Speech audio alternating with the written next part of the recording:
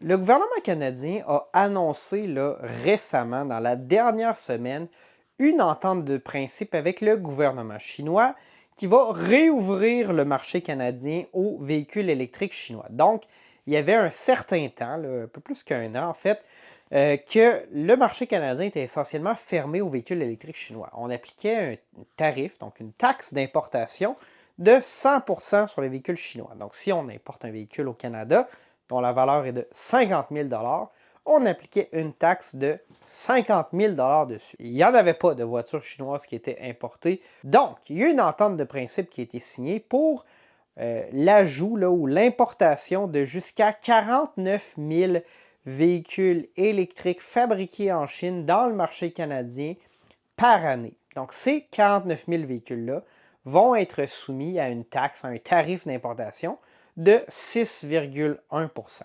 Là, ça fait beaucoup d'informations. Puis moi, là, ce que je vais faire, c'est que je vais me concentrer sur ce qui a été publié officiellement par Affaires mondiales Canada. Donc, il y a d'autres chiffres que vous allez peut-être voir, là, des spéculations, de dire on s'attend à ce que d'ici 5 ans, ça nous amène à 70 000 véhicules.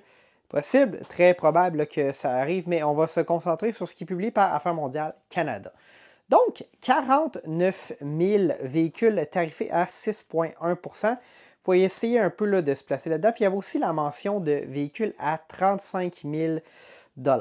Avant d'aller plus loin et d'aller dans le détail, de décortiquer les chiffres de cette entente-là et qu'est-ce qu'on pense que ça va amener au Canada, parce qu'on va vous parler de les détails de l'entente, puis après ça, quels modèles on pense qui vont arriver au Canada. Ça va être quoi l'impact aussi à court terme? On va peut-être plus commencer par ça, puis après ça, plus à long terme, qu'est-ce qui s'en vient. La portion intéressante, c'est qu'on s'attend, dans cette entente de principe-là, à ce que d'ici 2030, il y ait 50% du contingent des véhicules qui vont être importés qui vont être des véhicules de moins de 35 000 $.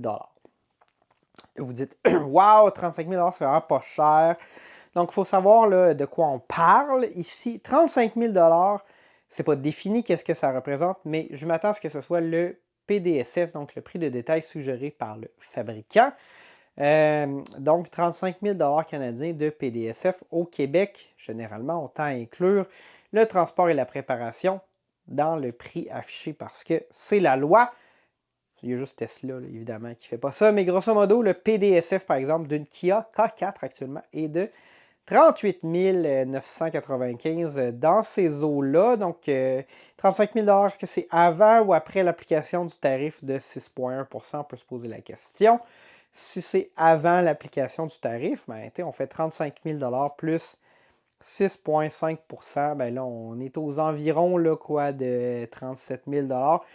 Grosso modo, dites-vous que ça représente environ le prix d'une Kia K4. Donc, ce n'est pas de viser des véhicules qui sont nécessairement beaucoup moins chers que le marché actuel, mais on se donne une cible de favoriser l'importation de véhicules électriques relativement abordables. Ensuite, je veux décortiquer le 49 000 véhicules. Qu'est-ce que ça représente? C'est-tu beaucoup? C'est-tu pas beaucoup? C'est-tu vraiment beaucoup? Est-ce qu'on va être inondé de véhicules chinois demain matin? C'était la question initiale. Ben, la réponse, c'est simple, c'est non. Et là, je vais faire un parallèle avec quelque chose qui s'est déjà passé dans le passé. Si on remonte à 2024, Tesla a vendu 48 000 véhicules électriques au Canada.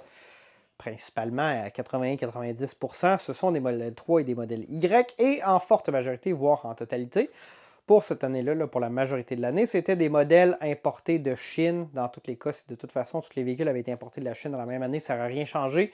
Environ 48 000 véhicules, fait qu'à peu près 45 000 véhicules là, qui provenaient de la Chine ou qui auraient pu provenir de la Chine ont été vendus par Tesla au Canada. Et là, ça nous approche quand même beaucoup du 49 000. Puis on rajoute le Polestar 2, 1358 unités vendues.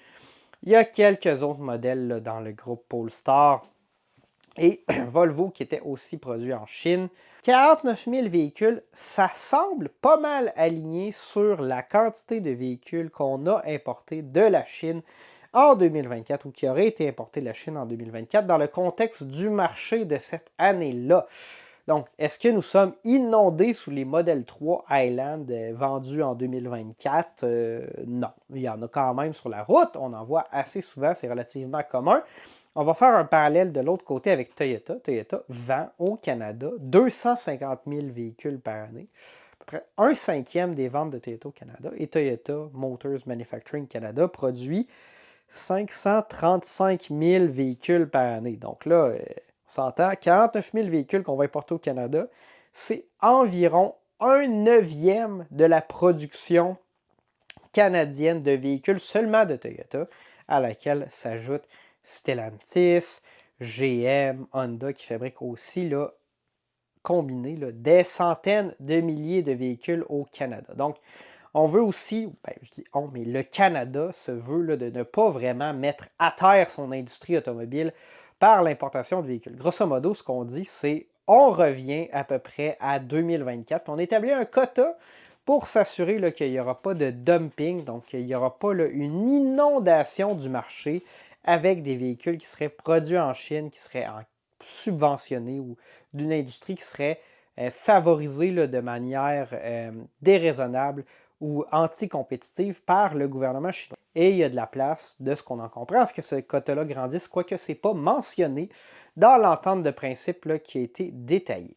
Pour le court terme, ce que je pense qui va arriver, c'est qu'on va voir là, être réintroduit sur le marché canadien des modèles qui existaient déjà dans le contexte de 2024. Donc des modèles qui sont déjà homologués pour le marché canadien ou qui ont des variantes qui l'ont été, des choses comme ça. Fait que ça va vouloir dire d'abord probablement une réintroduction des modèles 3 et Y fabriqués en Chine.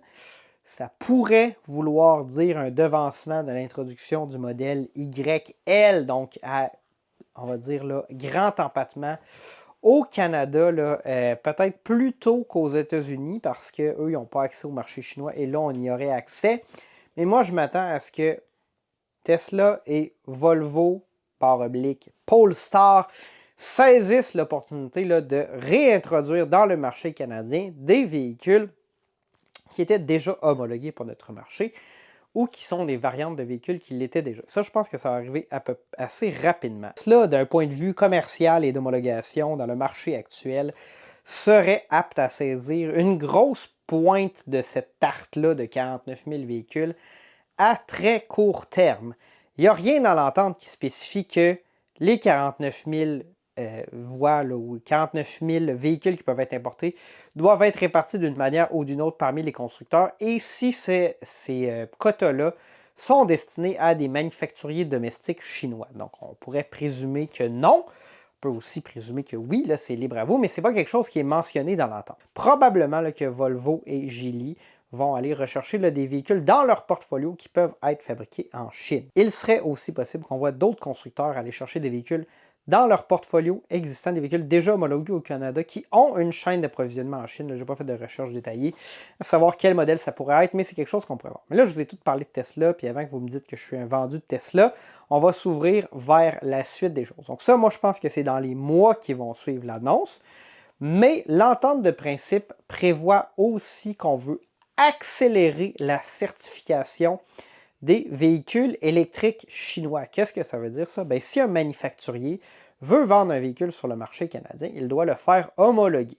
Normalement, les véhicules sont homologués au Canada et aux États-Unis et le processus d'homologation est largement similaire et donc on introduit un véhicule sur les deux marchés puis il y a quand même une économie d'échelle à faire les deux processus. Quoique il y a des variantes et des particularités. D'ailleurs, le Tesla Cybertruck, ça a pris des mois et des mois et des mois avant que l'homologation passe parce qu'un test qui requiert de placer le volant à 270 degrés de rotation, ce qui est impossible avec le système de conduite steer-by-wire du Cybertruck. Et donc, c'est pour ça que les modèles sont introduits typiquement au Canada et aux États-Unis.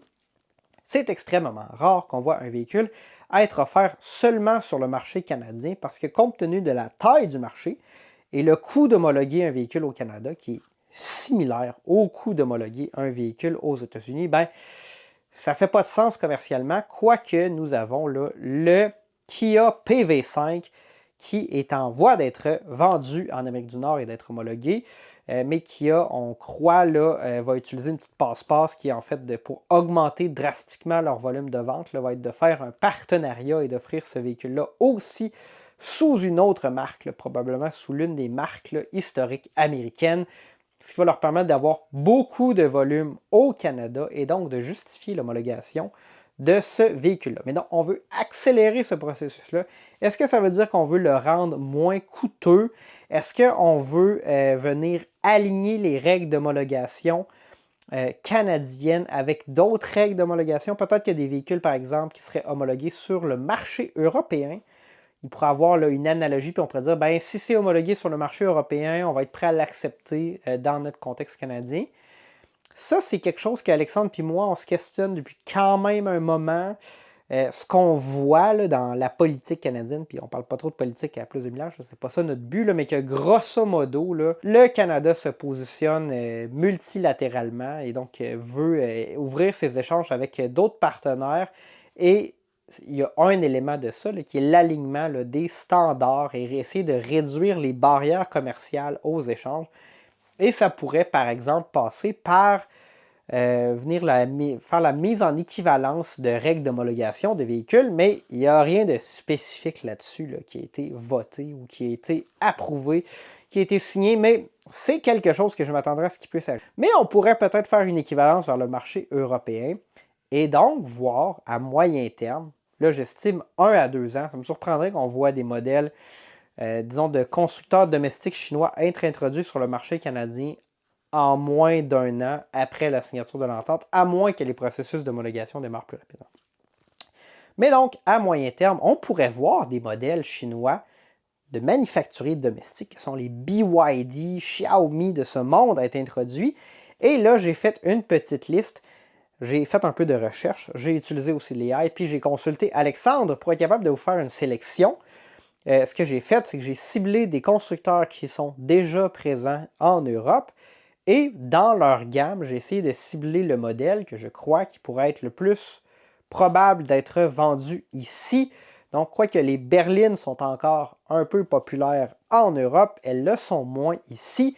Les tout petits modèles économiques citadins, oui, sont populaires en Europe, mais ils ne sont pas très populaires en Amérique du Nord.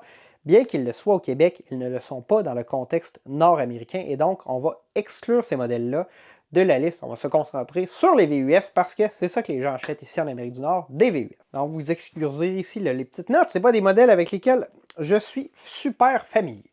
Mais le principal suspect, la compagnie qui, on sait, veut s'introduire sur le marché nord-américain depuis très longtemps, le plus, bien, c'est BYD, hein, BYD, Build Your Dreams.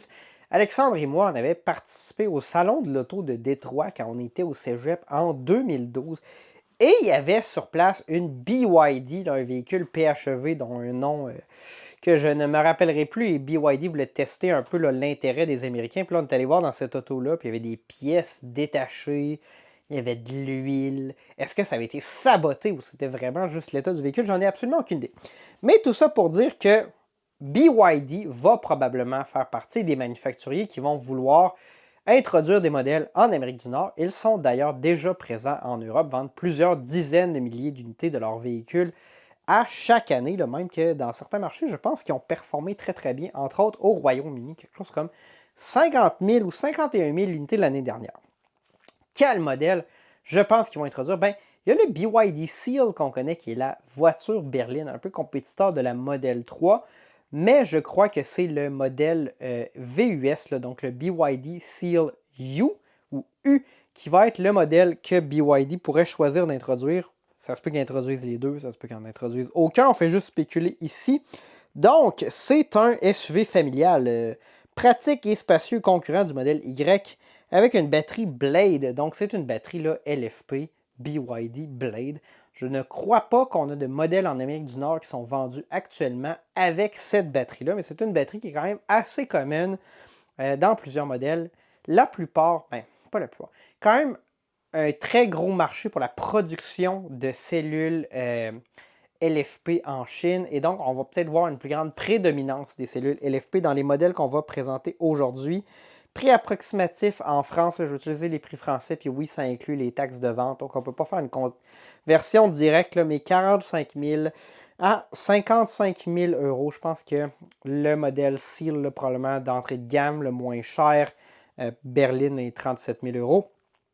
Donc, attendez-vous pas là, à voir des véhicules arriver sur le marché canadien à 14 000 $. Je sais qu'il y a des médias, entre autres Radio-Canada, qui essayaient de dire « On va avoir des voitures tellement pas chères. » Oui, mais c'est pas ça du tout, puis c'est pas ça non plus. Là, que la plupart des journalistes estiment qu'il va arriver. Moi, je pense qu'on va avoir des modèles plus près des standards européens qui ne se vendent pas à des prix dérisoires, puis on n'aura de toute façon pas, ou ça me surprendrait beaucoup, les modèles les plus petits, les plus abordables, parce qu'ils ne correspondent pas aux attentes du marché canadien en général, qu'il faut distinguer du marché québécois. Donc, la batterie, 71,8 kWh ou 87 kWh, autonomie WLTP, là, 420 à 500 km, mais selon mes estimations, ou les estimations de l'IA, là, ce serait 320-380 km d'autonomie. Quand même pas si impressionnant que ça, hein? Quand même moins d'autonomie, par exemple, qu'une Tesla Model 3 là, avec la batterie LFP qu'on connaissait dans le passé, avec une vitesse de recharge 115 à 150 kW. Donc, il y a des exceptions et il y a des batteries LFP là, qui vont charger plus rapidement que ça. Mais en général, là, on va quand même beaucoup voir de ces véhicules-là avec des batteries LFP chargées aux environs de 150 kW. C'est d'ailleurs le cas de la nouvelle Bolt 2027 qu'on a eu la chance d'essayer récemment. MG produit plus de 300 000 véhicules par année. C'était historiquement là, une marque britannique, mais ça a été racheté par des intérêts chinois.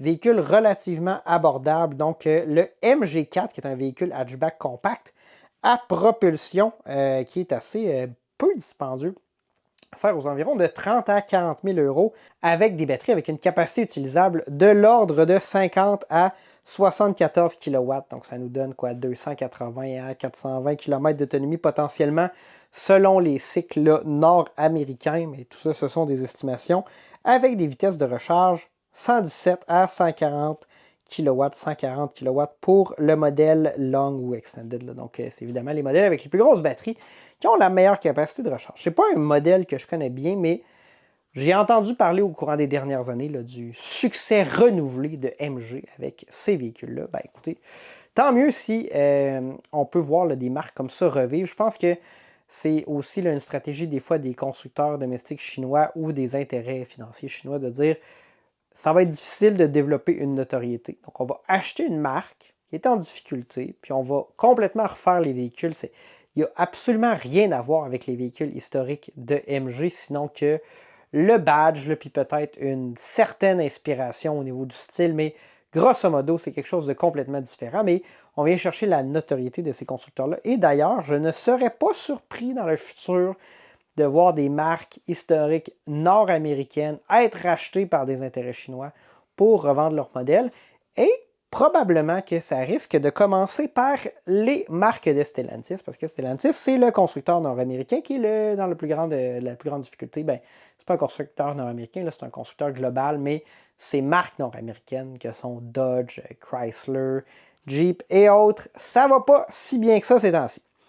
Zeekr, donc le 7X. Donc Zeekr, c'est un manufacturier qui se positionne avec des véhicules peut-être plus premium que les deux manufacturiers précédents qu'on a mentionnés, qui sont MG et BYD.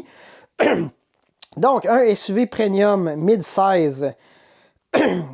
Zeekr, c'est bien sûr une marque de Geely, donc avec une architecture 800 volts. Et c'est disponible en Europe depuis la mi-2025 avec des batteries LFP de 75 kWh ou une batterie NMC de 100 kWh avec des autonomies. Bon, WLTP 480 à 615 km, là, ça nous donnerait probablement 370 à 470 km selon les cycles de l'EPA. Mais c'est là que la vitesse de recharge, 360 à 480 kW. Donc ça serait sur des bornes ultra rapides. Donc je ne crois pas que nous ayons de bornes qui ont cette capacité-là. Répète, gamme. J'avais tort.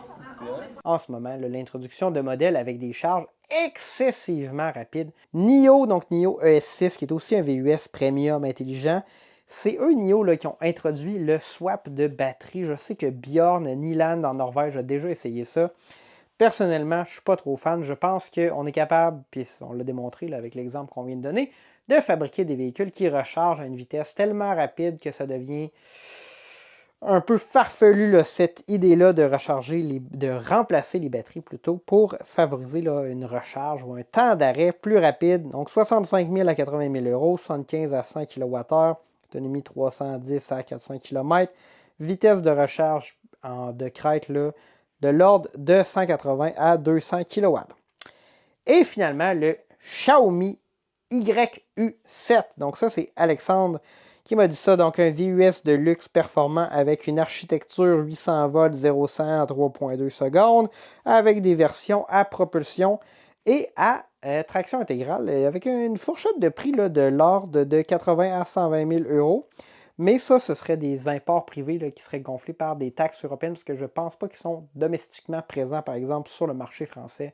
Donc, à prendre avec un grain de sel. Xiaomi, c'est un peu plus luxueux, une offre un peu plus premium que d'autres constructeurs d'ailleurs.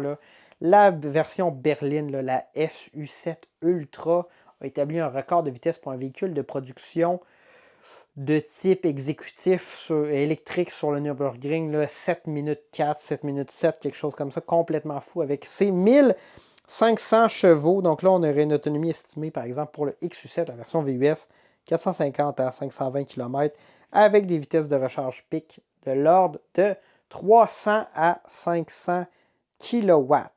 Donc, des modèles potentiellement de constructeurs domestiques chinois qui pourraient arriver sur le marché canadien 1 à 2 ans, j'estime, après l'introduction de cette nouvelle entente de principe, lorsqu'elle sera validée et approuvée par les deux parties concernées, que sont la Chine et le Canada. Pour Xiaomi, là, j'ai un peu extrapolé parce que ce n'est pas un véhicule qui est nécessairement commun ou vendu là, dans la plupart des pays d'Europe. Mais pour les autres constructeurs, j'ai essayé de me concentrer sur ce qui est déjà vendu en Europe et qui pourrait correspondre aux besoins du marché nord-américain.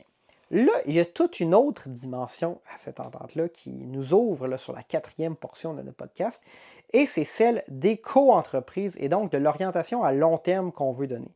J'avais mentionné initialement le désir du gouvernement canadien de favoriser les investissements étrangers au Canada. Qu'est-ce que ça veut dire? Ça veut dire d'amener des capitaux d'entreprises chinoises pour investir au Canada. Mais l'entente précise qu'on veut que ça se fasse dans le contexte de des co-entreprises, des joint ventures en anglais. Qu'est-ce que ça veut dire? Ça veut dire qu'une entreprise domestique chinoise viendrait s'allier à une entreprise canadienne ou établie au Canada. Ce n'est pas précisé. Dans tous les cas, de toute façon, pour une entreprise étrangère établie au Canada, il y aura probablement là, une entité légale canadienne déjà établie. Donc, de faire des co-entreprises pour favoriser le marché canadien de l'automobile. Qu'est-ce que ça veut dire? Bien, dans certains cas, ça pourrait nous amener jusqu'à l'assemblage ultimement de véhicules. Puis là, je vois comme deux voies à ça. Il pourrait soit s'allier à une entreprise qui a déjà l'expérience dans la fabrication d'automobiles et ou de composantes automobiles, mais surtout d'automobiles canadiennes. Et là, on pense tout de suite à Magna, par exemple, qui est une grande entreprise canadienne qui, entre autres, a des usines de production automobile. Ce sont eux qui fabriquent, par exemple, le Mercedes classe G ainsi que la BMW Z4 et la Toyota Supra. Donc ça, ce sont des véhicules, oui, originaires d'Autriche, d'Allemagne, dans cette région-là du monde, mais qui sont fabriqués dans des usines qui appartiennent et qui sont opérées par Magna, en fait. Donc, c'est eux qui font le fameux G-Wagon. Ils savent ce qu'ils font. Peut-être que Magna, par exemple, pourrait faire un partenariat avec une entreprise chinoise pour ouvrir une manufacture de véhicules automobiles.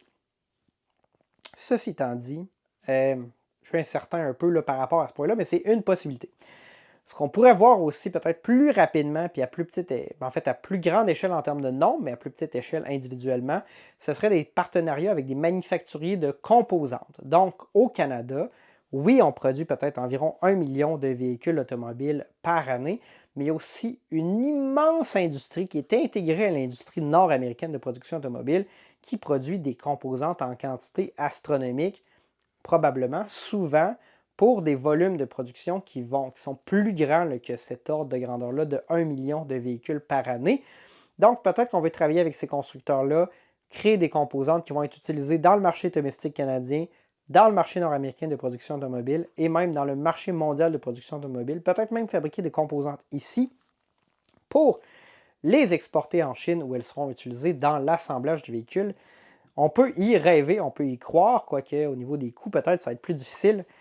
Puis le marché domestique chinois est probablement autosuffisant, mais il y a sûrement des niches, des manufacturiers canadiens qui ont des expertises très particulières, qui fabriquent des composantes de qualité, qui pourraient là, envisager de vouloir aller chercher des capitaux étrangers pour produire à plus grand volume. Donc ça pourrait être intéressant. La dernière possibilité, qui je crois est la moins probable, mais la plus intéressante, ça serait celle d'allier des constructeurs automobiles établis au Canada dans la production et l'assemblage de véhicules ou de véhicules électriques, de faire des co-entreprises en fait entre des manufacturiers domestiques chinois et ces entreprises-là pour produire au Canada des modèles communs. Donc on sait, il y a Honda qui est établi au Canada, fabrique la Civic, le CR-V ici. Toyota fabrique des Lexus NX, des Lexus RX, des Toyota RAV4 par centaines de milliers au Canada. GM fabriquait là, le van BrightDrop, fabrique des Chevrolet Silverado. Stellantis a aussi une présence, là, il fabrique des Charger, Daytona électriques, là, entre autres. Donc, on pourrait potentiellement voir, puis là, c'est moi qui extrapole et qui spécule énormément ici, là, mais voir ces constructeurs-là dire, ben regardez, nous, on fabrique déjà des véhicules ici, on a une production bien établie. Toyota fabrique 500 000 chars. Ils sont à côté, hein, ils produisent tout ce qu'ils peuvent produire. Mais ils ont l'intérêt, par exemple, de produire au Canada peut-être des véhicules pour le marché mondial, hein, peut-être s'affranchir un peu de juste de la production pour le marché américain. Peut-être qu'on voudrait introduire des nouveaux modèles. Puis ils pourraient faire un partenariat avec les constructeurs chinois et dire, ben, on va fabriquer un modèle en co-entreprise. Donc peut-être utiliser les technologies chinoises et la chaîne d'approvisionnement en partie chinoise pour être capable de produire un modèle à bas coût qui pourrait être produit et vendu sous les deux marques. Donc, par exemple, Honda pourrait dire, bon, on va faire un partenariat pour, je ne sais pas moi, avoir un petit VUS sous-compact électrique, qui est un modèle chinois. On va le vendre aussi avec le badge Honda dans notre réseau de distribution mondiale de Honda. Et ce manufacturier-là va être en mesure de le vendre aussi dans les marchés où il le voudra sous le même badge. Donc, on voit beaucoup ça là, dans le monde automobile, le badge engineering. Toyota, avec ses voitures sport dans les dernières années, en a été le champion, mais il y a toutes sortes d'exemples farfelus qui sont sortis au fil du temps. Donc ça pourrait être une possibilité quand même intéressante parce que l'intérêt là, c'est de venir pour le Canada, grossir notre industrie automobile, de venir augmenter nos volumes et potentiellement en visant des véhicules qui ont une distribution mondiale. Donc peut-être fabriquer des véhicules ici qu'on va aussi vendre en Europe, peut-être des véhicules qu'on va aussi vendre en Asie, être moins dépendant des exportations vers le marché américain parce que si vous regardez les modèles Lexus fabriqués au Canada, ils sont exportés à 90% aux États-Unis. Hein.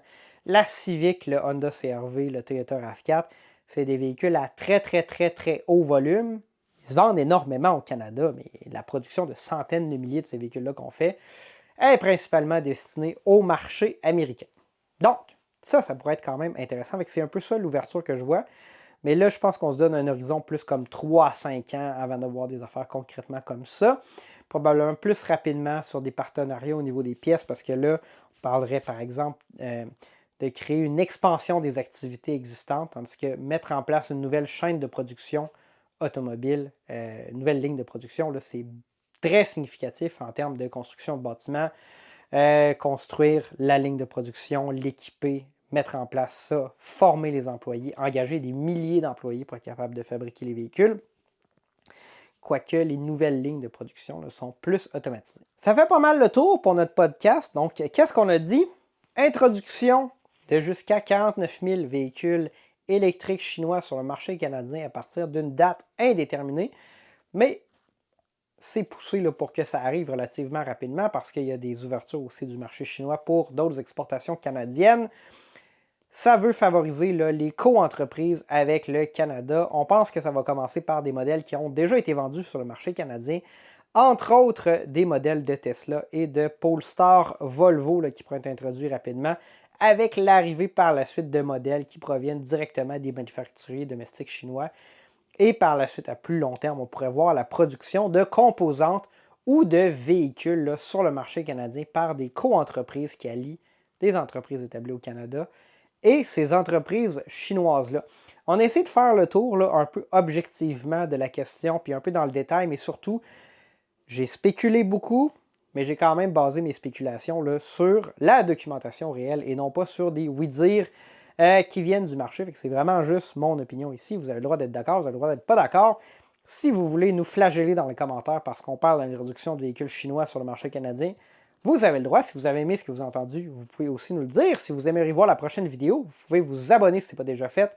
Cliquez sur la petite cloche pour être notifié la prochaine fois qu'une vidéo est disponible et vous pouvez même vous joindre pour voir en primeur des vidéos comme celle-ci lorsqu'elles sont disponibles avant qu'elles ne soient diffusées à tous les autres abonnés de la chaîne. Donc c'était Gabriel pour plus de millage. On se dit à la prochaine.